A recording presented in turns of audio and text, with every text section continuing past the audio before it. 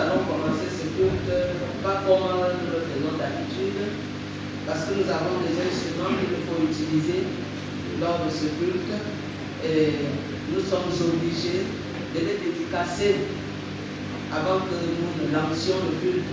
Voilà ce que le pasteur fait voir. Et je demande aux anciens de porter chacun un instrument, s'il vous plaît, pour que nous les dédications rapidement. J'espère que j'ai toute la liste avec moi ici.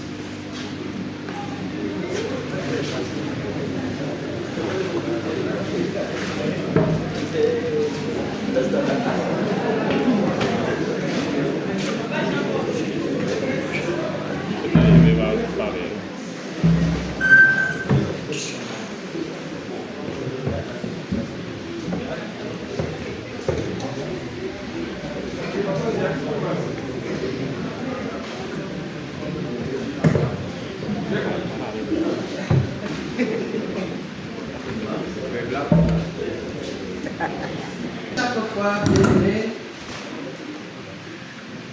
lorsque je vais prononcer le nom d'un instrument et que je vais prononcer les paroles y afférentes, vous allez dire, le peuple de Dieu va dire Amen. Je commence par le micro.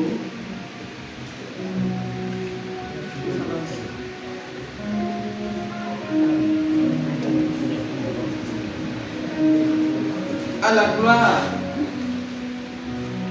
du Père, du Fils et du Saint-Esprit, nous dédicacions ces instruments cultuels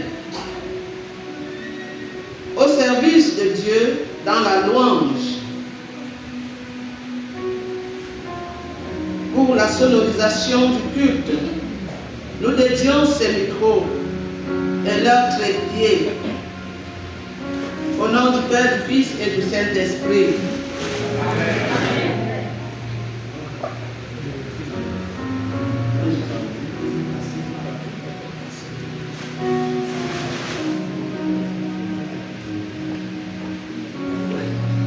À la gloire de Dieu, au service de la louange, de l'adoration, nous dédions ces batteries et ces balafons. Au nom du Père, du Fils et du Saint-Esprit. Amen.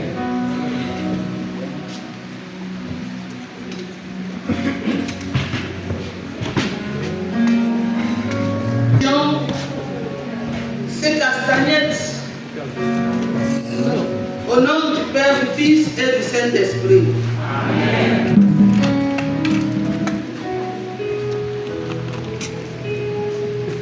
Au nom, à la gloire de Dieu, le Père, du Fils et du Saint-Esprit, nous dédions ces paniers pour les offrandes. Au nom de Jésus-Christ. Amen. À la gloire de Dieu le Père, du Fils et du Saint-Esprit, nous dédions ce tambour pour la louange au nom du Père, du Fils et du Saint-Esprit. Amen.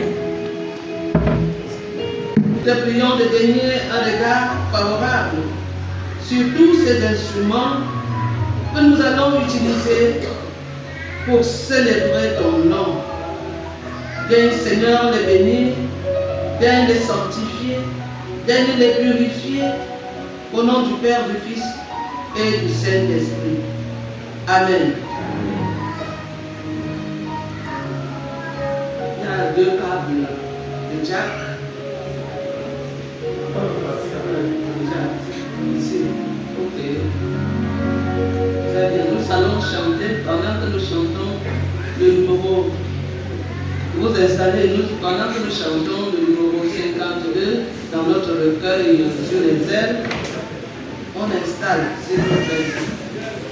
What it is dispose de toutes choses et nous les donne chaque pour que nous commencions notre culte. Veuillez vous lever s'il vous plaît. Bien-aimés frères et sœurs, soyez les bienvenus dans ce temple. Le Seigneur vous accueille.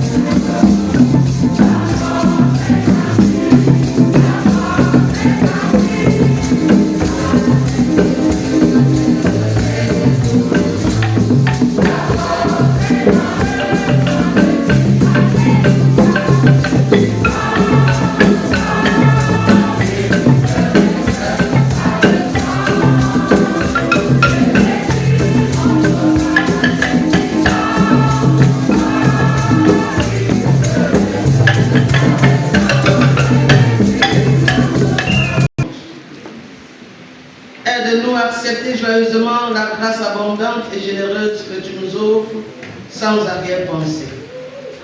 Nous voulons te remercier pour tous les signes qui nous sont donnés, transmis par les autres, proches ou lointains, par les événements, par ta parole.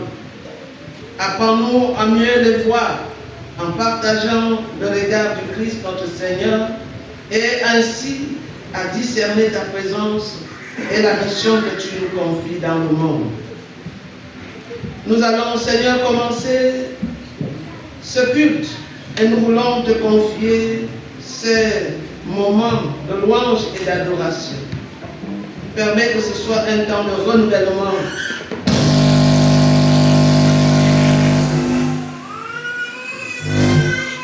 Permets que ce soit un temps de renouvellement, un temps où nous trouvons et retrouvons force, confiance, espérance. Un temps où nous pourrons être à notre tour des signes de ta lumière, de ta bonté dans ce monde par Jésus-Christ. Sois béni, Père. Amen. Sortez avec l'enfant là.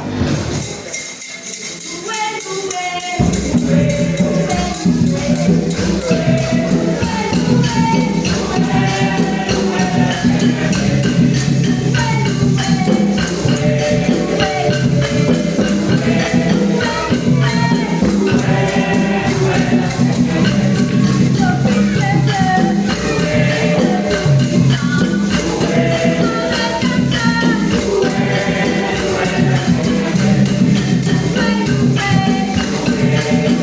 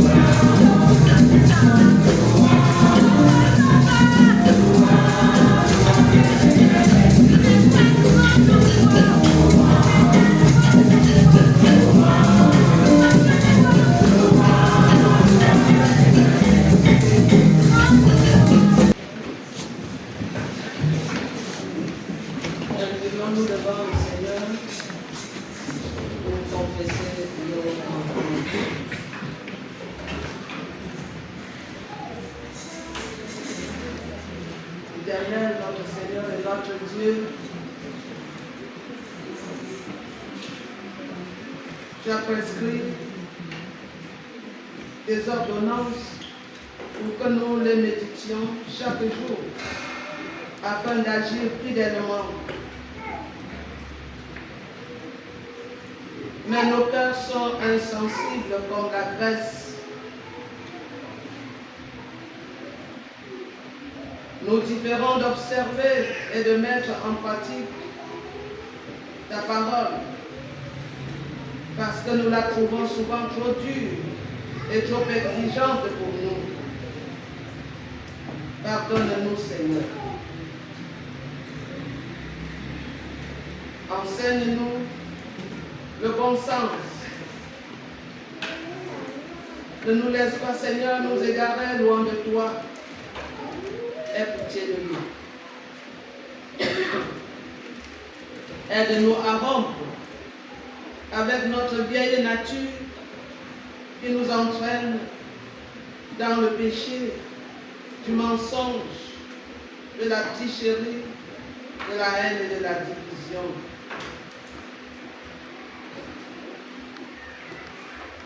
Seigneur, fais-nous un cœur nouveau et donne-nous un esprit bien disposé. Nous sommes incapables par nous-mêmes de vivre dans la vérité et d'agir comme tu le veux. Seigneur, aie pitié. Tes prescriptions sont une splendeur vive et pure qui éclaire la volonté et le chemin de quiconque t'écoute à travers l'obscurité de ce monde. Agrée, ô Dieu, l'expression de notre humiliation par le mérite de Jésus-Christ, notre Seigneur et Sauveur. Exauce-nous, Père. Amen.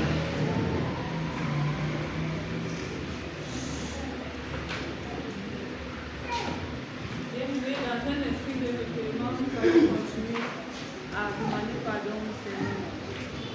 Pitié pour moi, oh mon Dieu, toi qui nous as tant aimés, dans ta grande miséricorde, efface mes torts, lave-moi de mes péchés.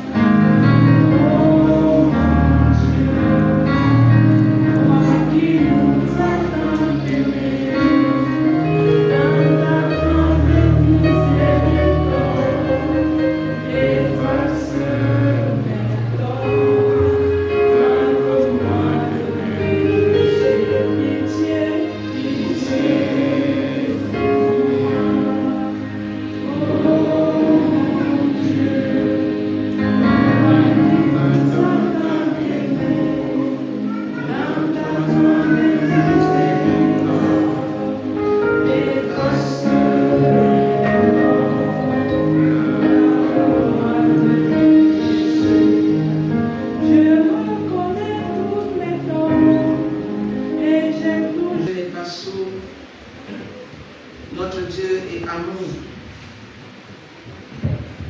C'est pourquoi il a envoyé Jésus-Christ, son Fils, pour nous sauver du péché.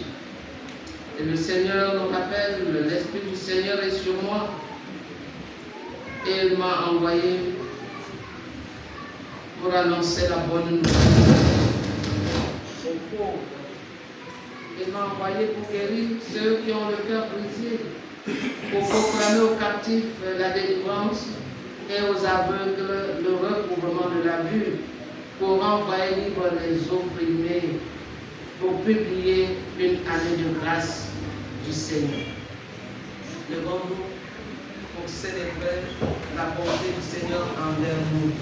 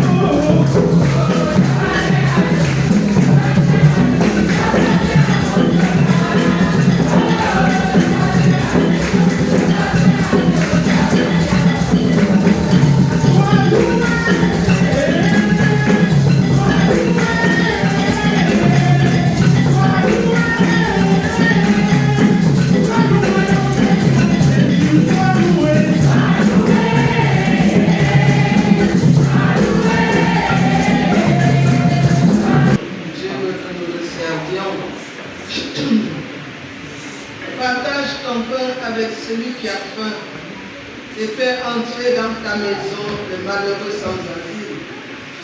Si tu vois un homme nu, couvre-le et ne te détourne pas de ton semblable. Alors ta lumière poindra comme l'aurore et ta guérison germera promptement. Ta justice marchera devant toi et la gloire de l'Éternel t'accompagnera. Amen. Voyons le ciel et la lumière, une ville sur la colline. Voyons le ciel et la lumière, brillons sur l'aurore. Voyons le ciel et la lumière, une ville sur la colline. Voyons le ciel et la lumière, brillons sur l'aurore.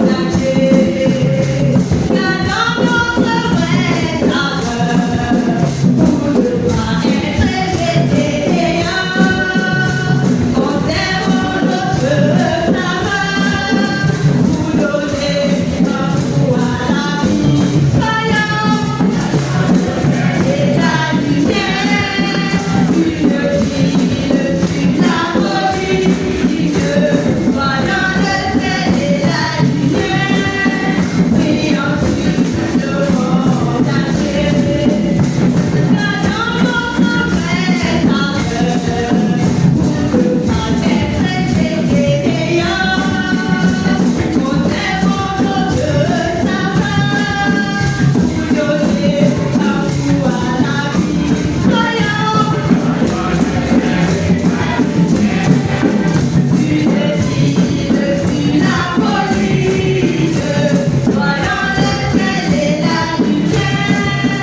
brillons sur le monde entier. Soyons une ville sur la colline.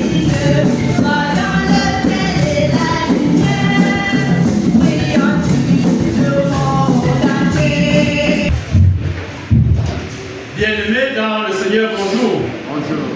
Au nom du conseil d'anciens, nous vous souhaitons la bienvenue dans cette maison de prière en ce premier dimanche du mois de février. Nous invitons les bien-aimés qui font le culte ici pour la première fois, qui se lèvent pour être accueillis ce matin.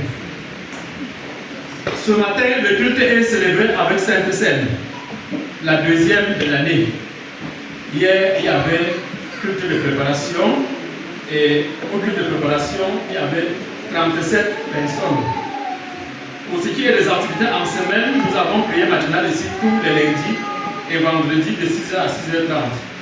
Étude biblique, mercredi à 17h. Et ce mercredi, l'étude biblique sera consacrée à la prière pour les malades. Catéchisme mercredi et samedi à 16h. La Sainte Seine est prévue à Fanoya dimanche prochain. La pasteur sera accompagnée par Maman Chofo, Papa Zia, Madame Sao et Monsieur Bianja. Ce matin déjà, nous avons Papa Bangia, Maman Legue et Nanton Francis à Afanoya. Dimanche prochain, la procession, le groupe Louange. La commission financière est prévue mardi à 18h. Et le conseil d'anciens jeudi à 18h. L'Assemblée générale des mendiants de Dieu d'enfants est prévue tout à l'heure après les cultes. Nous invitons les parents à y prendre part. Tous ceux qui désirent apprendre la musique, les instruments de musique, on a déjà beaucoup d'instruments. Ceux qui désirent les apprendre sont priés de se rapprocher de Gaëtan à la sortie du culte. Voilà. Le responsable. Ok. Nous avons quelques communiqués. Premier communiqué qui concerne la jeunesse, communiqué à la jeunesse. Jeunesse, s'informer pour mieux servir. À l'occasion de la 60e édition de la fête de la jeunesse de Wangola organise au sein de notre communauté Timothée une soirée de la jeunesse sur le thème une jeunesse consacrée à Christ, tiré de 1 Timothée 4:12. À cet effet, nous aurons le mercredi 11 février 2026 à partir de 16h précises des activités à mener telles que les jeux bibliques, marche des incollabs, interprétation, ballet, poème, exhortation sur le thème cité plus haut. Nous allons clôturer notre soirée par une communion fraternelle agapée. Nous invitons tous les jeunes qui veulent présenter une activité à se faire enregistrer auprès de la coordinatrice de la jeunesse. Nota béni. Tous les jeunes, les parents sont invités à prendre part à cette soirée de la jeunesse. S'il vous plaît, nous aurons des moments chaleureux. Nous vous souhaitons une excellente fête pour la jeunesse en Jésus-Christ et que le Seigneur vous bénisse. La coordinatrice. José Tata José. Un autre communiqué, c'est toujours dans le cadre de la célébration de la 100e fête de la jeunesse. La commission de sport informe les chrétiens de la paroisse que les rencontres sportives sont prévues à cet effet le 14 février. Rencontres sportives, handball, les jeunes filles contre les mamans et les jeunes hommes contre les papas. À Macbeth. Oui, au collège, dans le lieu habituel. Un autre communiqué. Dans le cadre des activités s'inscrivant dans le thème général de l'année 2026, fécondité missionnaire, le groupe Louange a prévu un méga concert de louange et adoration au sein de la communauté de Gambola sous le thème Sauver gratuitement. Titre 3, verset 5. Il nous a sauvés, non à cause des œuvres de justice que nous aurions faites, mais selon sa miséricorde, par le baptême de la régénération et le renouvellement du Saint-Esprit. Cette merveilleuse soirée se tiendra le vendredi 3 avril 2026 à 17h précise. À cet effet, toute la communauté est conviée à se joindre à nous afin de célébrer ce moment agréable de louange. La responsable, Madame Chida Rebecca. Un autre communiqué. Information, la tenue de l'Assemblée générale de Somme 150. Chers conseils d'anciens, par la présente, la chorale Somme 150 a l'honneur de porter à votre connaissance qu'elle prévoit tenir son Assemblée générale le samedi 7 février 2026 à la paroisse. Cette rencontre sera consacrée notamment à l'évaluation des activités menées au cours de l'année dernière et à la planification des activités à mener durant cette année 2026. C'est en toute humilité et dans le respect de l'ordre établi que nous tenions à vous informer et à solliciter vos prières afin que cette rencontre se déroule dans la paix, l'unité et l'amour fraternel. Que le Seigneur vous bénisse abondamment. La présidente.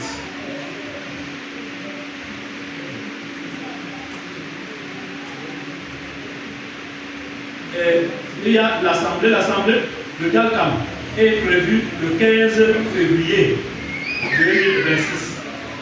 Nous allons vous lire les résolutions du synode régional qui se sont tenues tout dernièrement à la paroisse de Messa-Kokolo.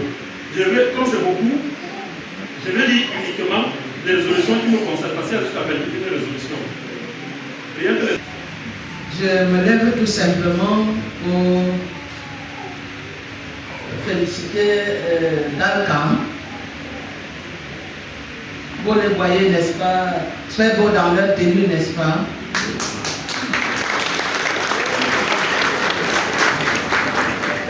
Et il faut que désormais Dalcam soit dans sa tenue pour animer les cultes. Parce que si moi je viens ici sans ma tenue, vous serez contents, puisqu'ils nous accompagnent dans, n'est-ce pas, la liturgie du culte, ils doivent être aussi dans leur tenue. Est-ce que Dalcam a compris? Voilà, merci. Parce que si je suis dans ma tenue, il faut que vous soyez dans votre tenue. C'est la règle. C'est comme ça. Merci. Je vais demander à lui assez de chanter avant l'écoute de la parole. S'il vous plaît.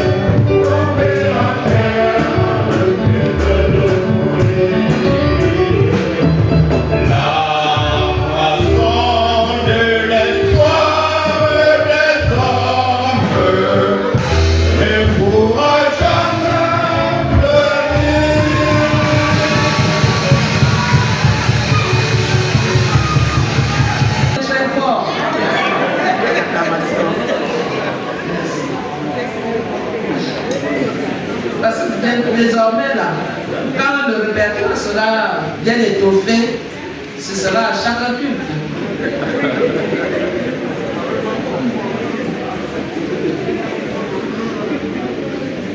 Prions le Seigneur avant l'écoute de sa parole. Notre Dieu, notre Père, le moment est venu d'écouter ta parole. Daigne, Seigneur, répandre ton esprit en nous, afin que nous l'écoutions et la gardions, et surtout la mettions en pratique. Tu nous veux, Seigneur, aller en profondeur dans l'annonce de ta parole dans le monde. Nous voulons te prier, ô Seigneur, que ton esprit nous donne la force et surtout, Seigneur, le courage de porter ce message à tous ceux que nous rencontrerons sur notre chemin. Seigneur, enseigne-nous, instruis-nous par la puissance de ton Saint-Esprit. Amen. Nous sommes au premier dimanche du mois de février. Les textes sont celui du prophète Isaïe, le chapitre 58, le verset 7 à 10. Le second est l'épître de Paul, la première épître de Paul aux Corinthiens, chapitre 2, le verset 1 à 5. Et ensuite l'évangile selon Matthieu, chapitre 5, le verset 13 à 16. Isaïe 58, 7 à 10, 1 Corinthiens 2, 1 à 5, Matthieu 5, 13 à 15. Je crois que les lecteurs sont déjà proches.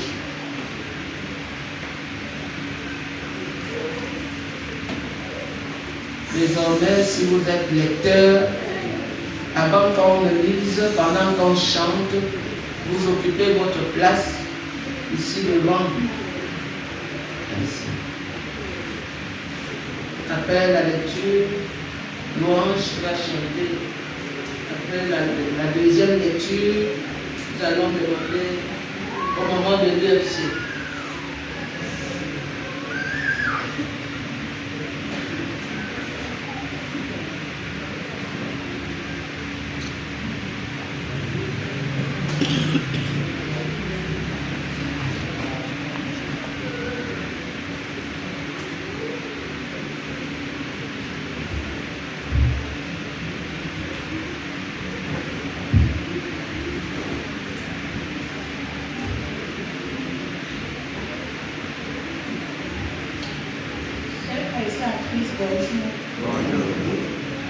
Notre premier texte de ce matin serait de Isaïe, en son chapitre 58, le verset 7 à 10. On le lit pour nous.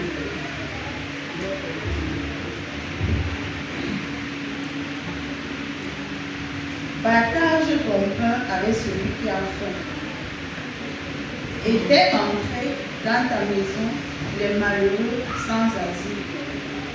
Si tu vois un homme nu, couvre-le et ne te détourne pas de ton semblable. Alors ta lumière poindra comme l'aurore et ta guérison gênera constamment. Ta justice marchera devant toi et la gloire de l'Éternel t'accompagnera. Alors tu appelleras et l'Éternel répondra. Tu crieras et il dira, me voici. Si tu éloignes du milieu de toi le jour, les gestes menaçants et les discours injurieux, si tu donnes ta propre subsistance à celui qui a faim, si tu rassasies l'âme indigente, ta lumière se lèvera sur l'obscurité et tes ténèbres seront comme le midi. Amen. Notre second texte est tiré de 1 Corinthiens, en ce chapitre 2, les 5 premiers versets que je lis. Pour moi, frères, lorsque je suis allé chez vous, ce n'est avec une supériorité de langage ou de sagesse que je suis allé vous annoncer le témoignage de Dieu.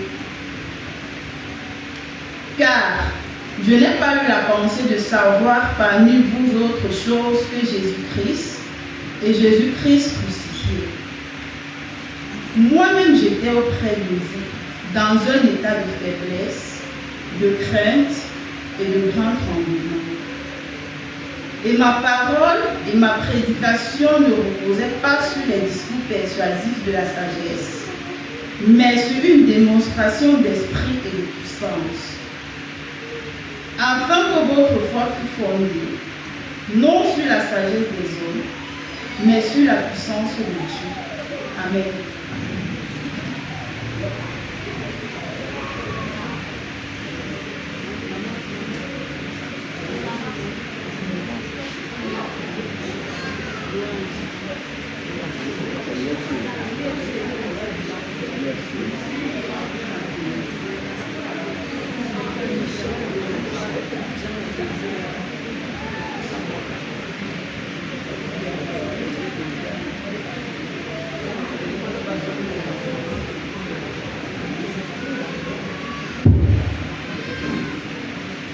Frères et sœurs, peuple de Dieu, bonjour.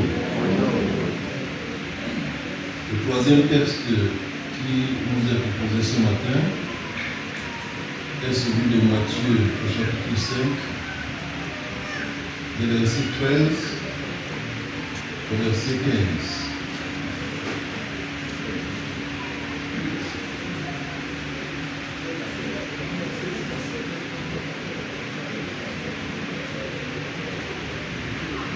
Vous êtes le sel de la terre. Mais si le sel perd sa saveur, avec quoi la lui rendra-t-on?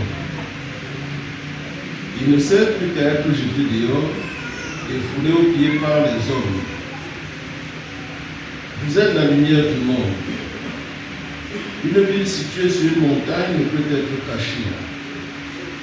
Et on n'allume pas une lampe pour la mettre sous le boisseau, mais on la met sur le chandelier et elle éclaire tous ceux qui sont dans la maison.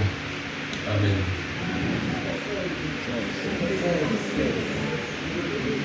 Que votre lumière luise ainsi devant les hommes, afin qu'ils voient vos bonnes œuvres et qu'ils glorifient votre Père qui est dans les cieux. Amen.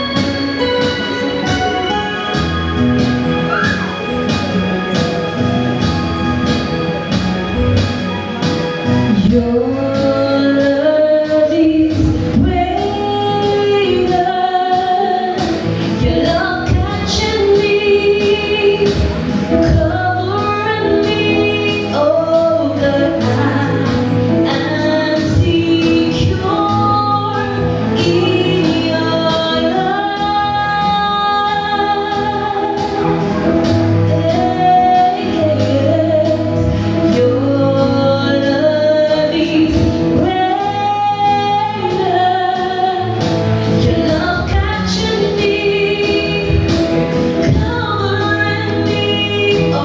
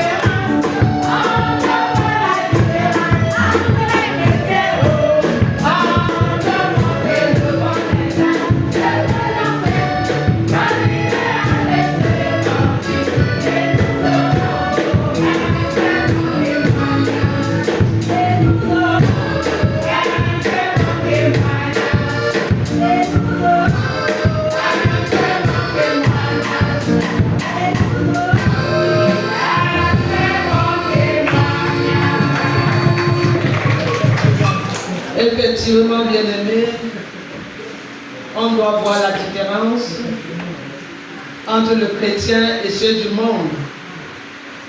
Et le chrétien doit donner un bon témoignage dans le monde où il est placé et ça corrobore ainsi au message que le Christ nous adresse ce matin pour la simple raison que le monde dans lequel nous vivons est un lieu insipide. sur le plan moral. C'est un lieu de dépravation, un lieu de ténèbres. C'est pour cette raison que Jésus nous invite, nous chrétiens, ses disciples, à jouer le rôle essentiel et irremplaçable dans le monde, celui d'être lumière et sel de la terre. Dans la première partie de son sermon sur la montagne, Jésus enseigne que le bonheur résulte de la pratique de certaines vertus que Dieu approuve. Ceux qui entrent dans le royaume des cieux doivent donc les développer et les manifester dans le temps présent. Ils ne doivent pas le devenir. Ils ne doivent pas être des lumières. Ils doivent être, des lumières et non pas chercher, n'est-ce pas, à le devenir. Parce que le Christ leur a déjà apporté sa lumière. Vous êtes, dit Jésus, le sel de la terre. Mais, dit-il, si le sel perd sa saveur, avec quoi la lui rendra-t-on? Vous l'êtes déjà. Vous n'allez pas le devenir. Vous l'êtes déjà parce que le Christ vous a communiqué son esprit. Il vous a communiqué, n'est-ce pas, tout ce qu'il est. Mais si le sel perd sa saveur, avec quoi la lui rendra-t-on? Nous connaissons, bien aimés, les propriétés du sel. On sait que le sel conserve les aliments et les empêche de vite se détériorer. Le sel assaisonne et rend savoureux les aliments. Comme le sel qui donne du goût aux aliments, les chrétiens doivent rendre savoureux le monde dans lequel ils se trouvent. Ce n'est pas un hasard que le Christ vous a choisi pour que vous soyez dans le monde sans être du monde. Ce monde, gardez les enfants s'il vous plaît, plus de circulation, gardez-les entre vos jambes, je vous en prie.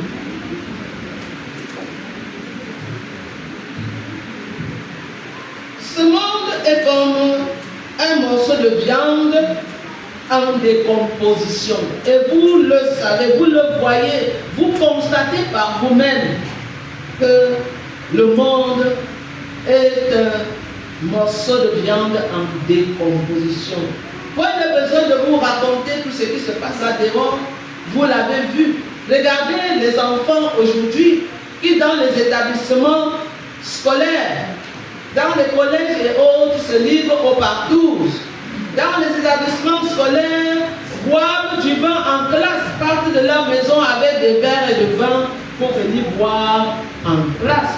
Pendant qu'ils se livrent à ces activités d'une autre nature pour eux, il y en a qui filment et envoient aux parents. Imaginez l'esprit d'un parent dont l'enfant se trouve dans ce groupe. Voilà le monde dans lequel le Christ nous demande d'être lumière. Et c'est une responsabilité pour chaque parent, où qu'il se trouve, de veiller d'abord sur la vie de son enfant. Parce que si le sel perd sa saveur, avec quoi la lui rendra-t-on? Si déjà tu n'es pas capable d'éduquer ton enfant à la maison, frères et sœurs, tu n'es donc pas capable d'influencer et d'impacter la vie de ceux qui t'entourent. Il sera impossible. Voilà pourquoi le Christ dit, si le sel perd sa saveur, avec quoi la lui rendra-t-on?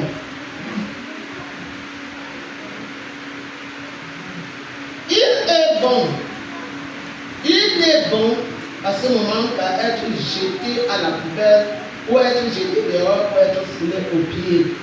En général, le sel de cuisine ne peut perdre sa saveur. Scientifiquement, ce n'est pas possible. Mais le sel utilisé en Palestine au 1er siècle était justement comme celui-là. Il pouvait donc perdre sa saveur, ce sel-là, parce qu'il était fait de roches ou de variétés fossiles. À cause des impuretés et des transformations cliniques, la couche extérieure n'était généralement pas excellente en qualité. Exposé donc à la pluie ou à l'humidité, ce sel-là fondait et perdait sa salinité. Oui, c'est pourquoi le Christ dit cela, puisqu'il utilise toujours les images, n'est-ce pas, de son temps pour expliquer la parole de Dieu à ses disciples. Si le sel perd sa saveur, il ne sert plus à rien. Il perd justement sa qualité, il perd sa salinité et ne devient plus rien. Jésus invite donc les chrétiens que nous sommes à être comme le sel, là où il se trouve, où que tu te trouves au marché, pour dire aux commerçants par exemple, que ce n'est pas parce que les temps sont durs et que l'autre coupe la boîte, n'est-ce pas, pour vendre son arachide ou pour le tisser, pour le coudre à nouveau, pour le coller, que toi aussi tu vas le faire. Il vaut mieux que cette boîte-là, n'est-ce pas, soit comme il était, pour que tu le vendes peut-être cher. Et pour dire donc aux commerçants, je veux dire, à ceux qui, n'est-ce pas, sont dans les bureaux, les fonctionnaires, par exemple, que ce n'est pas parce que l'autre demande des pots de vin pour signer un dossier que toi aussi tu vas le faire. Pour dire aux enseignants que ce n'est pas parce que les temps sont durs et qu'on t'a clochardisé que toi tu vas escroquer les enfants en leur demandant d'apporter un peu d'argent pour acheter quelques bords de toi, pour que tu essaies ainsi de joindre les deux bouts. Il en est ainsi pour nous tous, pour tout le monde, dans n'importe quel milieu où nous travaillons, où tu es placé pour travailler. Tu es appelé à être la lumière du monde, à refuser la corruption et à vivre tel que le Christ demande de vivre. Vous êtes la lumière du monde. Vous êtes la lumière du monde. Une ville située sur une montagne ne peut être cachée. Et on n'allume pas une lampe pour la mettre sous la table, mais on la met sous le chandelier, sur un support, et elle éclaire tous ceux qui sont dans la maison. Les disciples de Jésus comprenaient très bien ce que l'image de la lumière signifiait, parce que la nation d'Israël et sa capitale Jérusalem étaient considérées comme la lumière des nations, parce que ce sont eux qui devaient porter, n'est-ce pas, le message de Dieu ou présenter Dieu au reste de la nation, au reste du monde, pardon. Jésus lui-même a dit qu'il est la lumière. Celui qui marche, n'est-ce pas, après moi, ne peut pas donc marcher dans les ténèbres. Dans l'Ancien Testament, la lumière représente la vérité et la révélation de Dieu, parce qu'elle est une lumière qui sauve. Elle a le pouvoir de transformer, de faire de nous de nouvelles personnes. Mais la lumière qui émane des disciples n'a pas sa source en eux-mêmes. Ils ne font que refléter cette lumière, la véritable lumière, c'est-à-dire Jésus, sur le monde, dans l'entourage où il se trouve. Jésus, leur Seigneur, a la seule condition qu'il demeure, à la seule condition, pardon, ce que le Seigneur demande, c'est qu'il soit attaché à lui, c'est qu'il demeure en lui. Ils ont donc besoin de rester branchés sur le Christ, comme une une ampoule doit être alimentée par le réseau électrique pour pouvoir diffuser la lumière dans une maison ou dans un quartier. Car la nature même de la lumière est d'éclairer, de guider dans l'obscurité. Il faut que les disciples vivent au grand jour. On n'est pas disciples de Jésus en cachette. Oui, frères et sœurs, pour le dire, puisqu'il y en a qui lorsqu'ils sont à l'église se comportent comme, n'est-ce pas, des chrétiens, et lorsqu'ils sont à l'extérieur, dans les réunions tribales ou du quartier, se comportent aussi comme, n'est-ce pas, ceux-là. Non, ce n'est pas ça. Tu dois être lumière, chrétien à l'église, chrétien dans ton lieu de service, chrétien, n'est-ce pas, partout où tu te trouves, pour qu'on sache justement que tu es disciple de Jésus-Christ. Jésus me dit par là que si le peuple de Dieu n'est plus ce qu'il devait être, c'est-à-dire ceux qui vivent conformément aux vertus énoncées dans les béatitudes, c'est-à-dire ceux qui manifestent la présence et la volonté de Dieu au monde, la douceur, la paix, la miséricorde, la justice, la pureté du cœur, ils n'exercent aucune influence sur le monde. S'ils n'exercent aucune influence sur le monde, ils sont inutiles. Ta présence à l'église est inutile. Tu occupes le banc, inutile. C'est pourquoi il dira, tout arbre qui ne produit pas le bon fruit sera coupé et jeté au feu. Autrement dit, si le chrétien ne ressemble pas à Jésus, l'homme doux, humble de cœur, dépendant du Père, qui témoigne de la bonté, qui procure la paix, ils ne servent à rien, car ils n'ont aucune saveur. Une des pauvretés de notre monde moderne tient du fait qu'il est apparemment privé de sens. Et ce qui manque, ce ne sont pas seulement les moyens de vivre, mais aussi et surtout les raisons de vivre.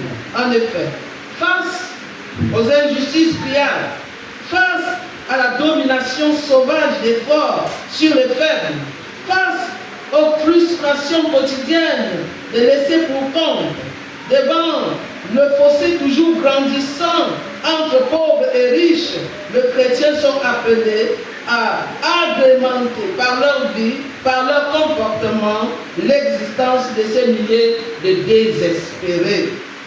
Les chrétiens doivent donner au monde le goût d'une vie fondée sur l'humain et non sur la voie comme on le voit aujourd'hui. Aujourd'hui, on parle en termes de milliards, et on vole en termes de milliards. Et ceux qui ne sont pas capables d'avoir ce milliard, ils trouvent toujours des moyens, n'est-ce pas, de se faire d'argent, un peu d'argent. Soit ils le tuent, soit ils le volent, soit, n'est-ce pas, ils font beaucoup d'autres choses que nous connaissons et que je ne voudrais pas ici, n'est-ce pas, citer. Frères et sœurs, le silence du chrétien est très dangereux. Nous n'avons pas le droit, parce que depuis toujours, avec tout ce qui arrive dans notre pays, tout ce que nous connaissons là dehors, des injustices, des tueries, où un policier peut facilement, n'est-ce pas, à bout portant, descendre un citoyen.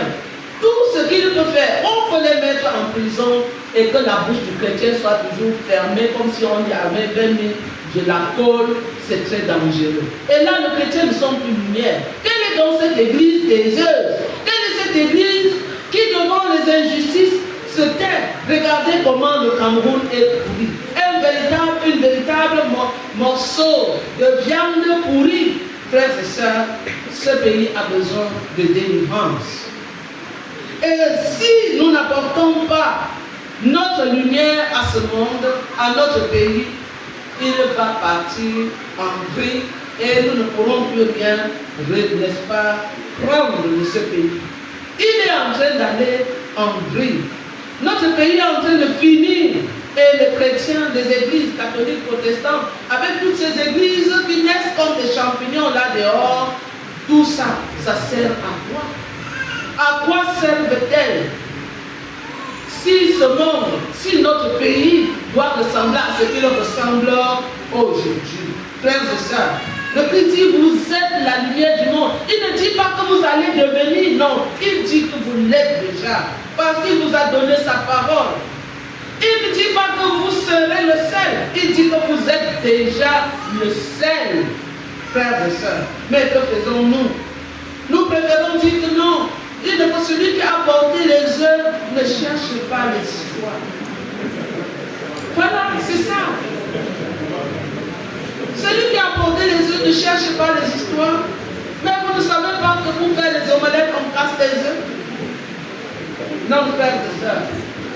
C'est trop, c'est trop, c'est trop. Le chrétien a perdu de sa saveur. Le chrétien a perdu, frères et sœurs, de ce qu'il devait être.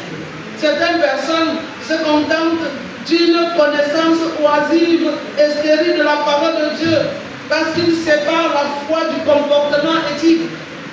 Ils oublient que ce sont nos œuvres et non nos discours qui réfléchissent la lumière du Christ, qui glorifient Dieu dans le monde.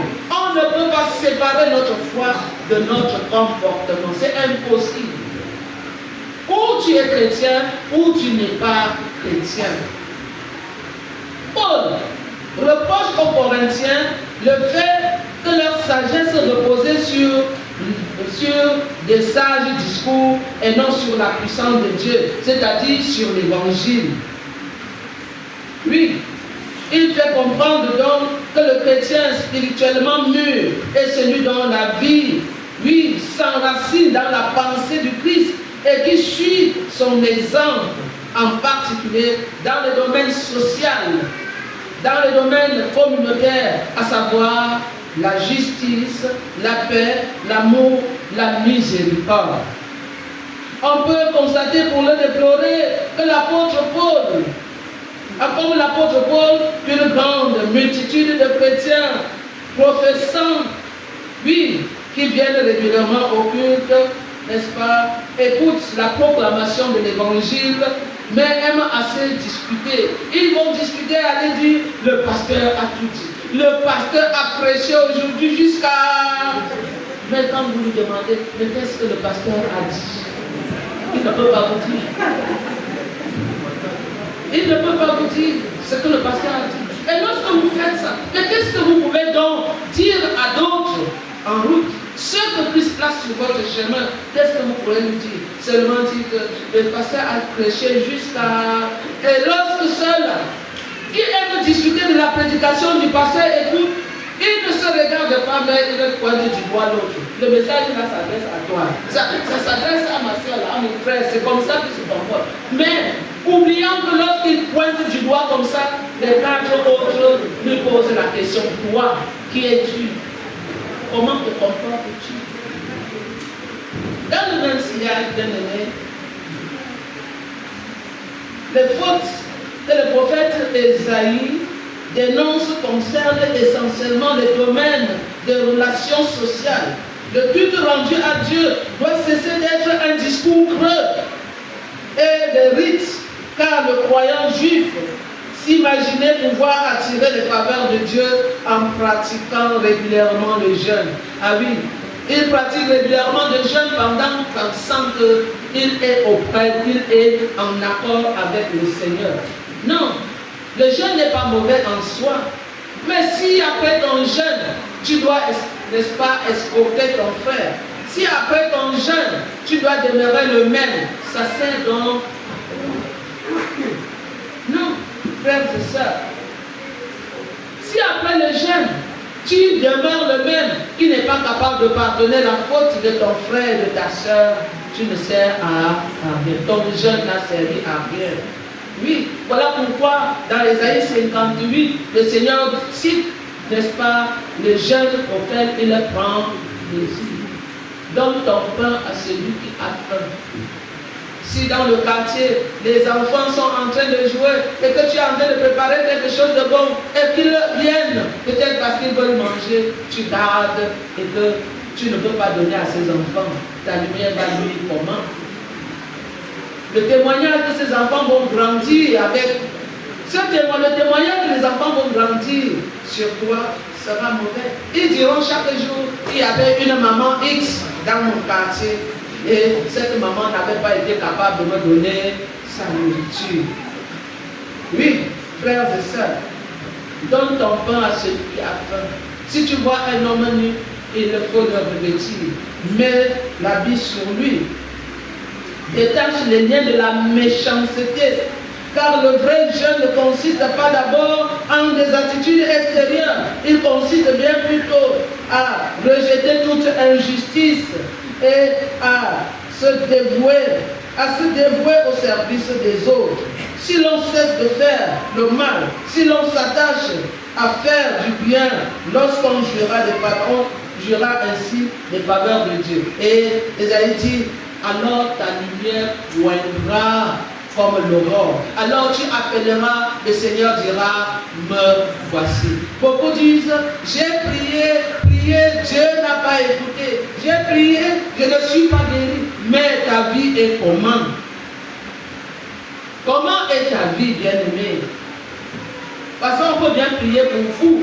10 ans, pendant 10 années, vous ne guérissez pas. Vos problèmes ne changent pas, tout simplement à cause de votre attitude, à cause de votre comportement. Le Seigneur dit que si tu fais tout cela, le vrai jeûne, ce n'est pas, n'est-ce pas, de courber la tête, de se priver de nourriture pendant, n'est-ce pas, 40 jours comme nous le ferons prochainement, mais le vrai jeûne consiste à aider ceux qui sont dans le besoin, à se lever contre toute injustice.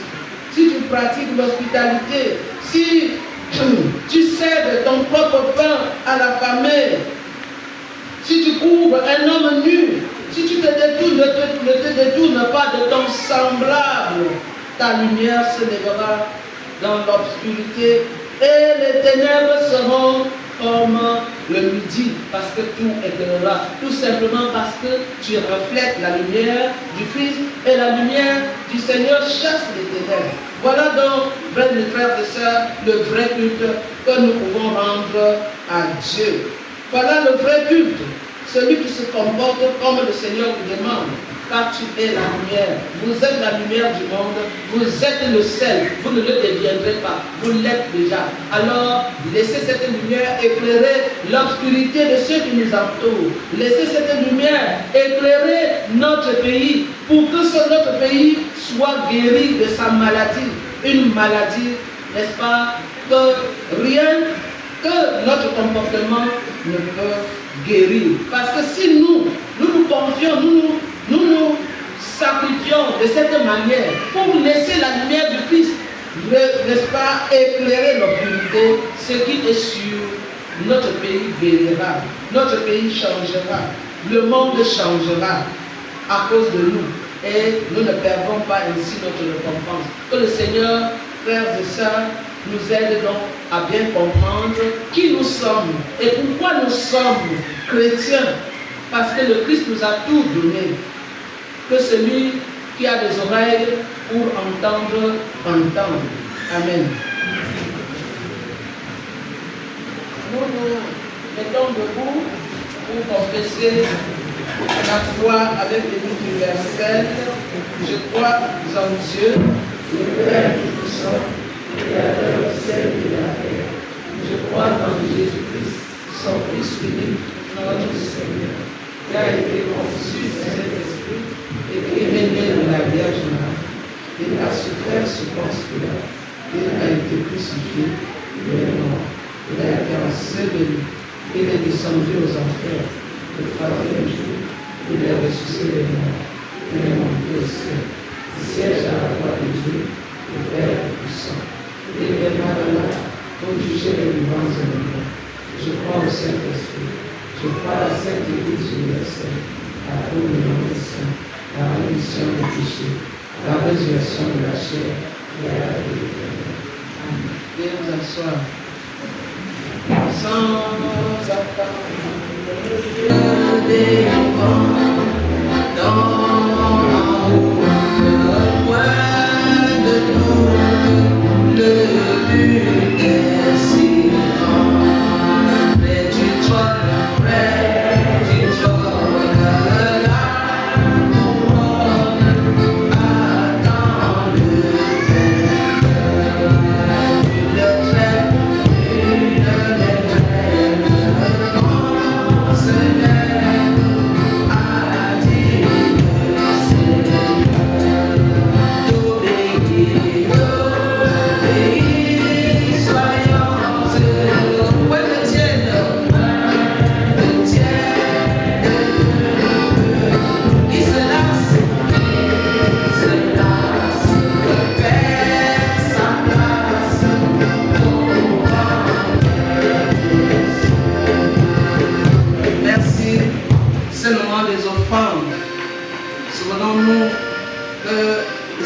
aime celui qui donne avec joie. Et rappelez-vous que nous sommes à la Sainte Seine. Il faudrait bien que nos collègues de Sainte Seine changent de visage. Nos collègues de Sainte Seine doivent changer de visage. Tu dois éviter, tu ne dois plus donner comme tu donnes les dimanches saints. Donc notre collègue de Sainte Seine doivent être toujours spécial. C'est important. Parce que si le Christ nous donne, à chaque chose se donne à nous à chaque Sainte Seine, il faudrait que nous fassions encore un peu d'effort. Pendant ce temps, tambour, UCJG, bon. La coordination. C'est la jeunesse qui joue. Tambour et jeunesse.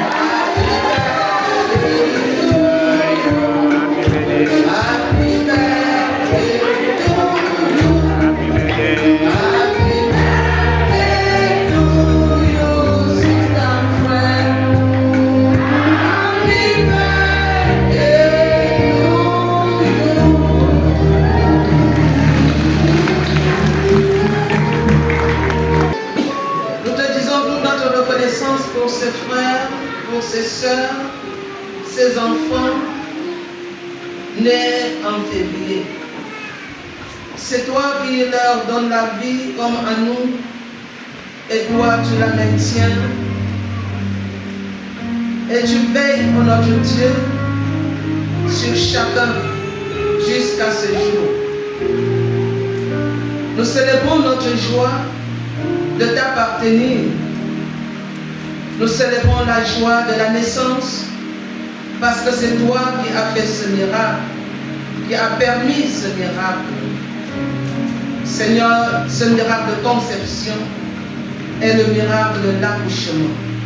Sois béni, Seigneur, pour ses sœurs, sois béni pour ses frères, et accorde-leur encore de nombreux jours et les moyens nécessaires pour ton service, pour leur nutrition, leurs besoins, dans ce monde où tu as placé chacun. Seigneur, bénis-les, au nom du Père, du Fils et du Saint-Esprit. Amen. Les actions de grâce sont déjà faites.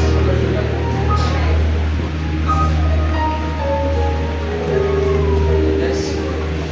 Vous avez bien compris l'action de grâce.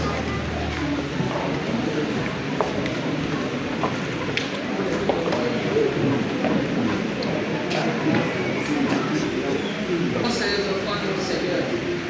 Seigneur notre Dieu, parce que c'est toi qui as fait le premier pas vers nous en envoyant Jésus-Christ notre Seigneur, dans la reconnaissance et la joie, nous t'apportons cette offrande afin que, Seigneur, le message de l'Évangile soit proclamé jusqu'aux confins de cette ville et même dans le monde, au nom de Jésus notre Seigneur. Amen.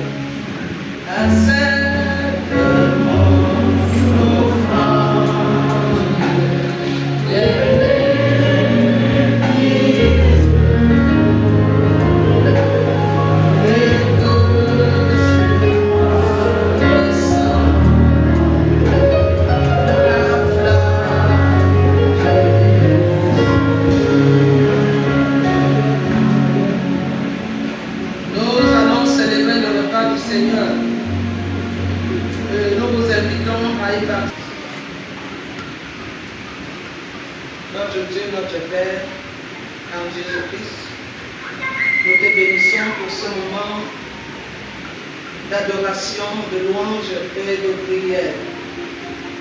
Nous te rendons grâce pour ta parole qui est sortie, nous rappelant, Seigneur, que nous sommes lumière du monde et celle de la terre. Que si le Père perd sa saveur, avec quoi la demandera-t-on? Merci, Seigneur, pour ce rappel, car en nous tu as mis l'étincelle de ton Saint-Esprit pour que nous devenions et soyons toujours cette lumière pour éclairer le monde, pour que nous soyons toujours ce sel qui manque pour notre Dieu dans la vie des uns et des autres. Seigneur, nous te prions afin que tu nous envoies maintenant porter ton message à ceux que tu places sur notre chemin. Que ta parole, comme un miroir, nous révèle nous-mêmes, à nous-mêmes, afin que nous prenions conscience de qui nous sommes, des créatures faibles, mais des créatures fortes et puissantes par ton Saint-Esprit. Notre désir, Père, c'est que tu nous tiennes compagnie lorsque nous aurons à quitter ce lieu de prière pour affronter les rues infestées de malfrats de nos quartiers. Nous te prions, ô notre Dieu, afin que ton esprit nous accompagne et nous soutienne dans la mission que nous avons à accomplir dans le monde. Donne à tous les chrétiens, où qu'ils se trouvent sur cette terre, de comprendre, ô notre Dieu, que nous sommes appelés à saler ce monde insipide, que nous sommes appelés, ô notre Dieu, à le rendre agréable à cause du mal, à cause des injustices de tout ordre. Nous te supplions, Seigneur, de présider toi-même nos pensées, nos actions. Nous te présenter surtout ceux qui sont absents, quelles que soient les raisons de leur absence. Seigneur, nous te supplions, ô Père, afin que tu demeures aux côtés de tous ceux qui sont malades et ceux qui pleurent. Nous pensons à la famille d'Adjufo qui a perdu son fils, notre ami, notre frère. Nous te supplions, ô notre Père, pour les Camerounais qui attendent de la délivrance,